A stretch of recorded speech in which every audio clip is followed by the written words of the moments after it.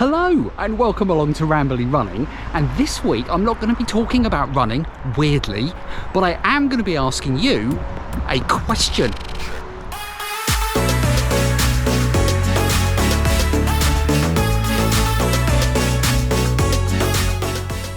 Now, if you've been watching this channel for a while, then, and even if you haven't, it doesn't matter, you may or may not know that one of the subjects that really interests me is this kind of climate emergency. Now don't worry, I'm not going to get all tree hugger on you, but it is something that has kind of been on my mind, really not just recently, but like for a very long time.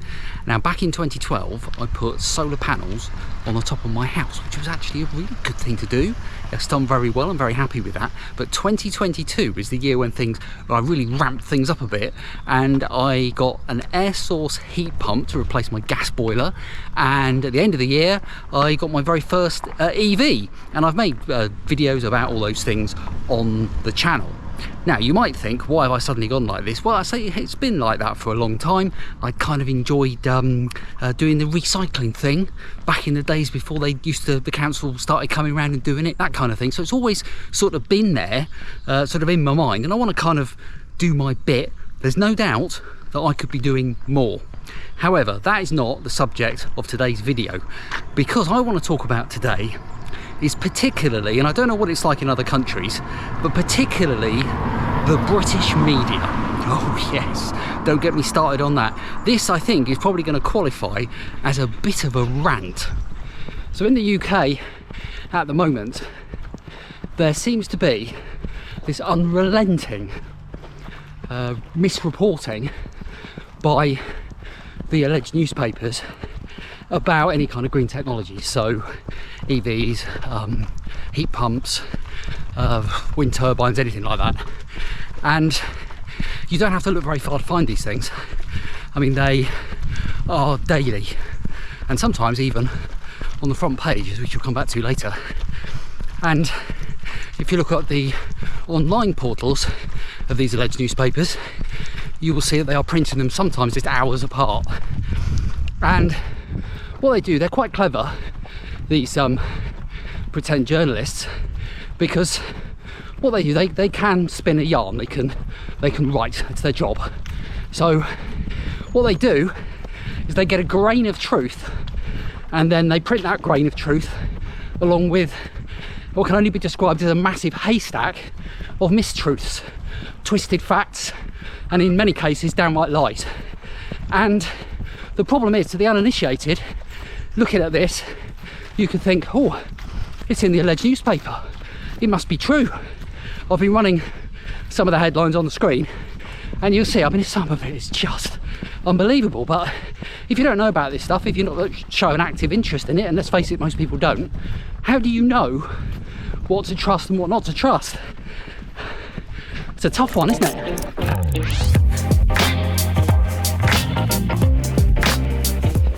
Let's give you a couple of examples.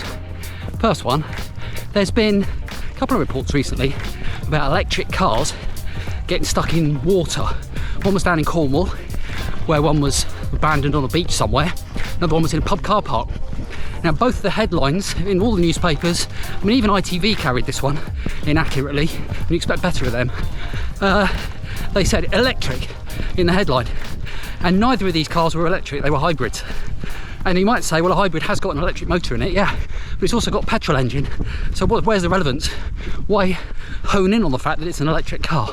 You might say that's being pedantic, but some people just look at the headlines and say, oh look, something bad happened to an electric car, I won't get one. Nonsense.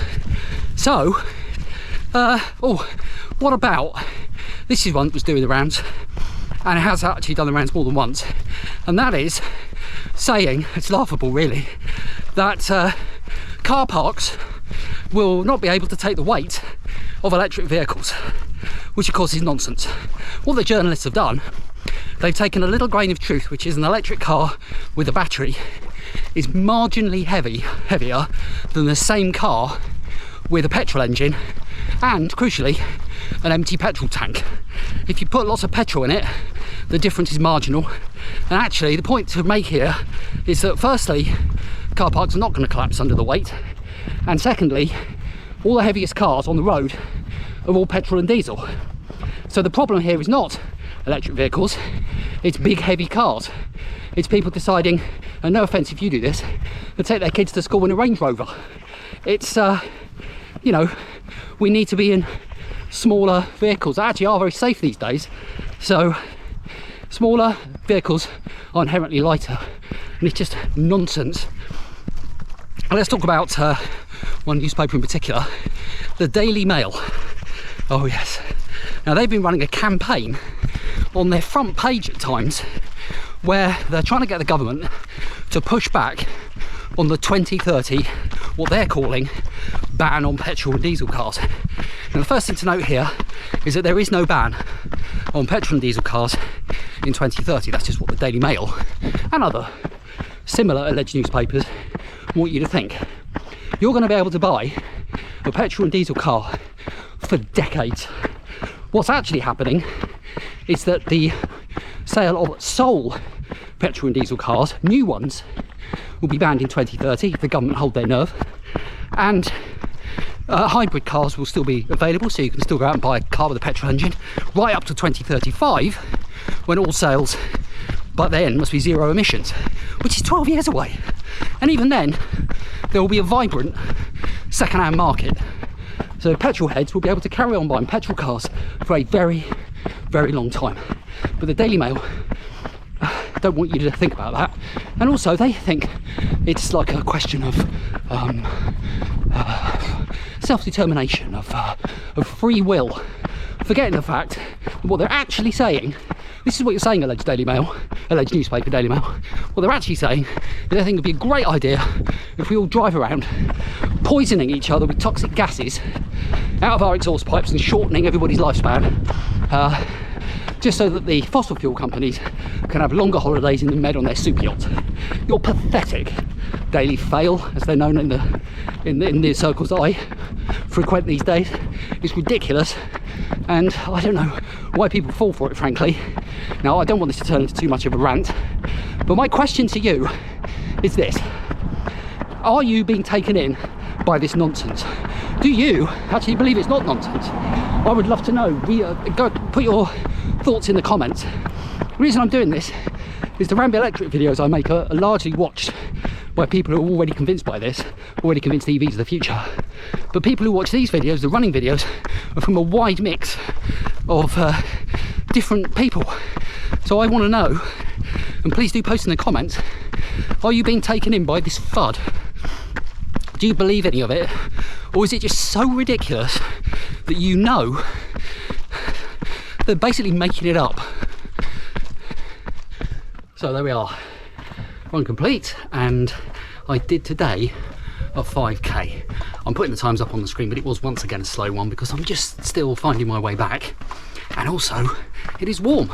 Summer has finally arrived. It's late, but it is here, and that's why I've come out in the morning, perhaps not quite as early as I wish I had done, because, you know, it takes me a while to get going in the mornings, as you'll know if you've been watching these running videos for a while, but still morning nonetheless, and it's before it gets too humid later in the day. I'm British, I've got to talk about the weather, and the temperature is going to actually drop down over the next few days, so hopefully I can get out for a run, maybe start thinking about picking the speed up a bit, although I don't want to overdo it. I don't want to, you know, go too soon. Anyway, don't forget to leave your comments below about my rambly question. I'm sorry it turned into a bit of a rant, but, you know, I'm at that age where things bother me. And I'd love to know what you think, though. And I haven't got all the answers, that's the key thing. You know, so I'm always interested to hear what other people think on any subject, really. So thank you for watching. Subscribe if you're new here, and I will see you for another video. Oh, don't forget to like it. Did I say that? Like the video, yes, thank you. And I will see you for another video next week.